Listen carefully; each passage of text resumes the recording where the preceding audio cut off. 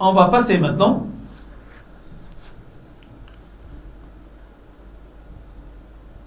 à la radioactivité bêta+. Pour la radioactivité bêta+, bêta+ est un positon ou positron, c'est-à-dire E01. Donc, XAZ ici est un radioélément bêta+. Donc ici, XAZ, on dit que est un radioélément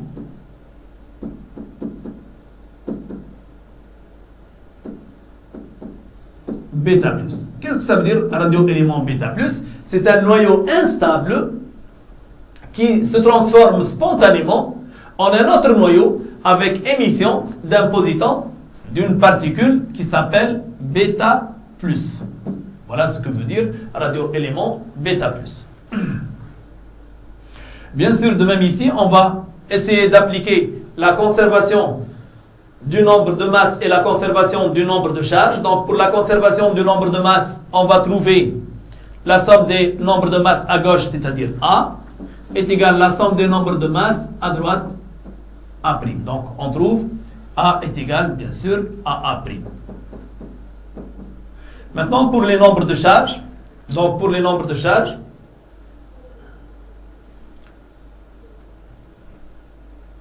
donc pour les nombres de masse, on a trouvé A est égal à A'. Pour les nombres de charges maintenant, on va trouver, ici, si on essaie bien sûr de voir l'équation, donc on trouve que Z est égal à Z' plus 1. Donc voilà l'équation. Z est égal à Z' plus 1.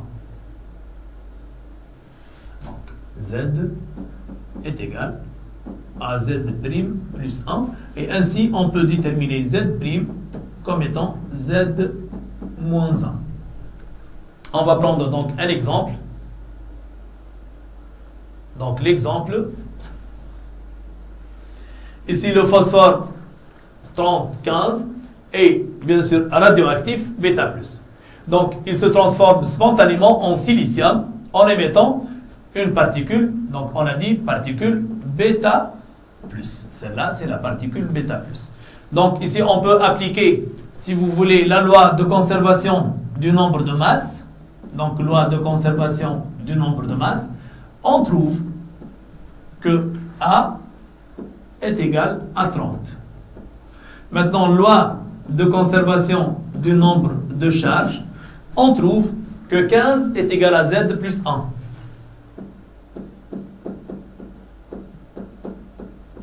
Donc Z est égal à 14.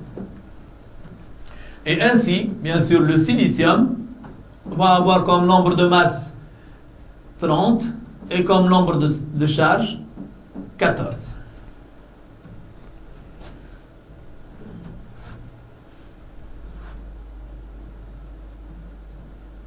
De même ici, on peut parler, si vous voulez,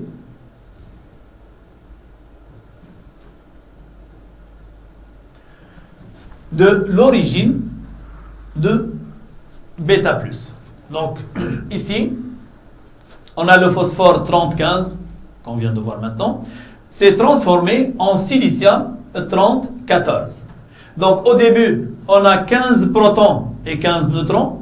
Et voilà, donc 15 protons, c'est le nombre de charges. 30 moins 15, c'est égal à 15. Donc 15 neutrons. Le silicium, maintenant, renferme 14 protons, c'est le nombre de charges. Donc Z, 14 protons, Z protons. Et 30 moins 14, 16 neutrons. Ce qui s'est passé au cours de cette transformation nucléaire spontanée, c'est que le nombre de protons, maintenant, c'est lui qui a diminué. On a 15 protons, ici on a 14. Mais le nombre de neutrons, au début, on a 15 neutrons et à la fin de la réaction, donc on a 16 neutrons dans le silicium. Donc au cours de cette transformation, ce qui s'est passé, c'est que un neutron, dans ce cas, ce qui s'est passé, c'est un proton s'est transformé en neutron. Donc diminution du nombre de protons et augmentation du nombre de neutrons. Donc ici, on trouve Donc ici, un proton, P1, 1, il a un nombre de masse 1, un nombre de charge 1, qui s'est transformé en un neutron. 1, 0.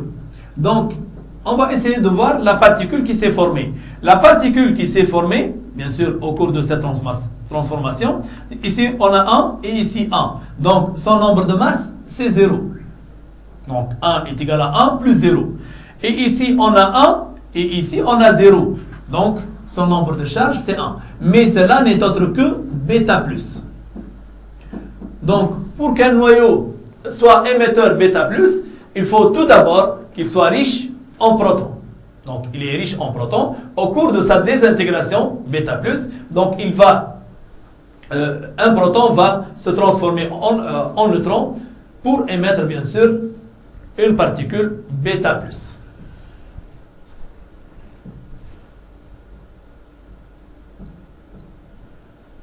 L'émission gamma. Donc, gamma, c'est un photon. Il n'a pas de masse, il n'a pas de charge.